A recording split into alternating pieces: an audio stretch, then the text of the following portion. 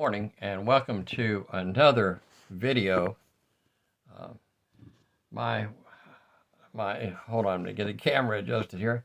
My site is actually 76 years of free advice, but I've been sharing my adventures, if you want to call them adventures, of when I was in Vietnam. And this is been titling these Vietnam Veteran Shares His Experiences. So you got to remember now, what I'm telling you is all took place in 1972.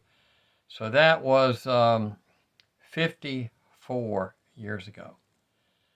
So I'm going to tell you the things that happened in that time that I was there. I was there from December, my tour of duty was from December 31, 1971 to December 31, 1972. But we actually came home at the end of November. When I say we came home, I mean the entire unit, because President Nixon had sent the B-52s into the Haiphong area and into Hanoi, at which time the Vietnamese said they would take a break and they wouldn't advance anymore. War wasn't really over, but because of that, our unit was closed down and we were sent home. Now, I'm going to take a second here and readjust this camera again, if I can get it to readjust, cooperate for me. I'm going to show you a photo. I'm going to hold this photo up here and see if you can see this photo. It's a black and white glossy photo. This photo was taken by Kelly Seipel, who was the photographer for our squadron. Now, Kelly did us all on a voluntary basis, but he kind of followed us around with a camera, and I know it's a little hard to see there. It's a glossy photo. But I want to tell you a little bit about what happened here. This that you see is an A-37B that crashed, and this is the recovery effort. Now, the guy in the very front of the plane with his hand on the in-flight refueling beam and the sunglasses, that's me. Let's see if I can get that a little closer so you can see. That's me right there. Two Vietnamese airmen behind me. The gentleman on the ground with his back to us, that was Master Sergeant Stevens. And the gentleman leaning over near the cockpit, Sergeant Butler. And if any of these people ever see this video, they're not going to believe that I still have all these photographs after all these years. So essentially, here's what happened. We had an A-37B that was fully loaded. I got my notes here so I don't forget anything, because it's been a long time, so I'm trying to remember. But an A-37B that was fully loaded, he had 500-pound bombs, 250-pound bombs, and some other ordnance on the jet. Everything was ready to go. The pilot was at the end of the runway. When they take off, what they do is they press down real hard on the brakes, and they go full throttle forward. So the engines build up quite a bit of thrust.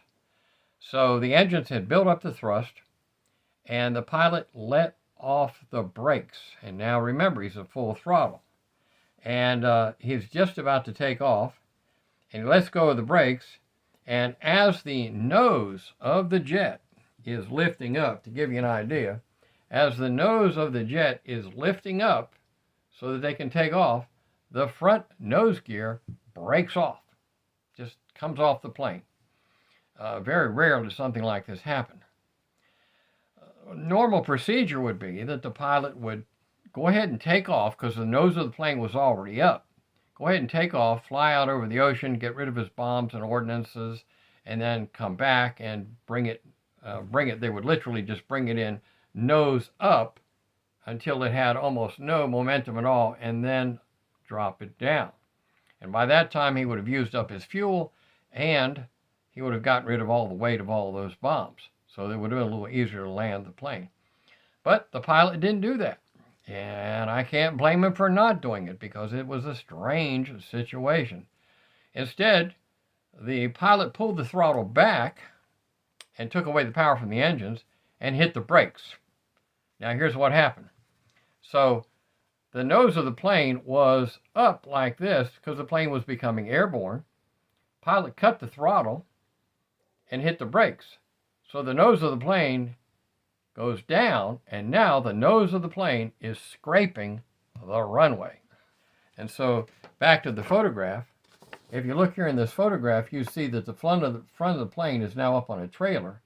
And it's real hard to see, but the front of the plane right here has been shaved off right through there. The front of the plane has been shaved off because it was rubbing on the concrete of the runway. We didn't have real smooth runways either.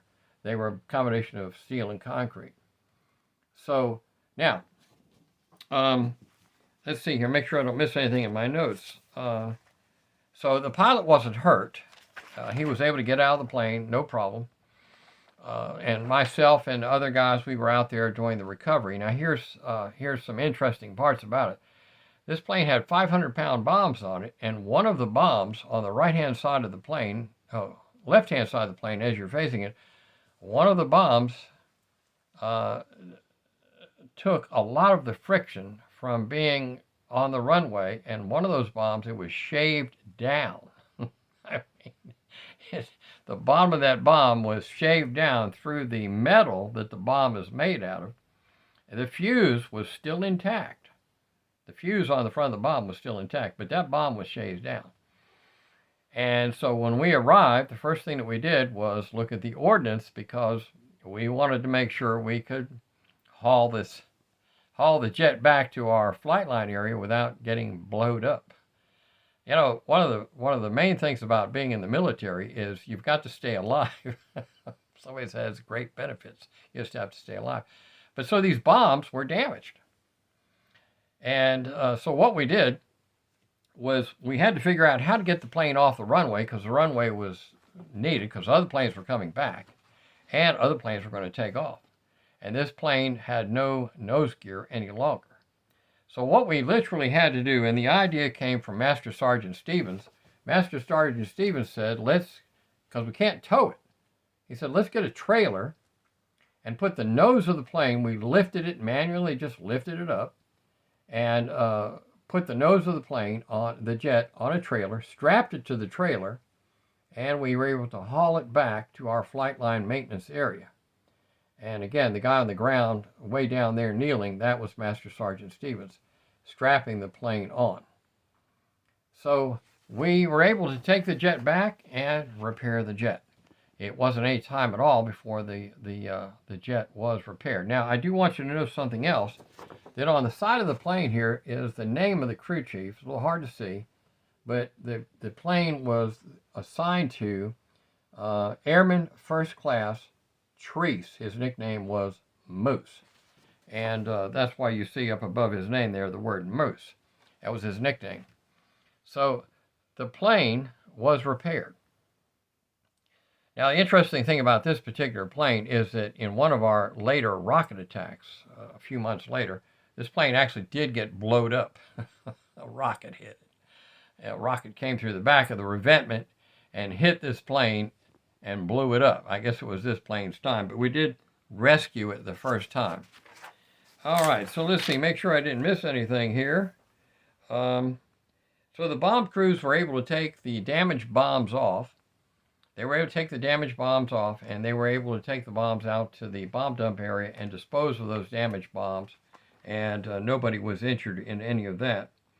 And let's see what happened here. I want to make sure I don't forget anything. So the recap, the nose of the plane was damaged. Pilot was not hurt. Bombs and weapons were damaged, but they were removed and hauled off safely.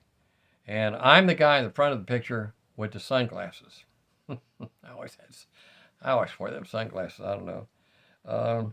If you'll notice that this jet here had an in-flight refueling boom. That's what I have my hand on.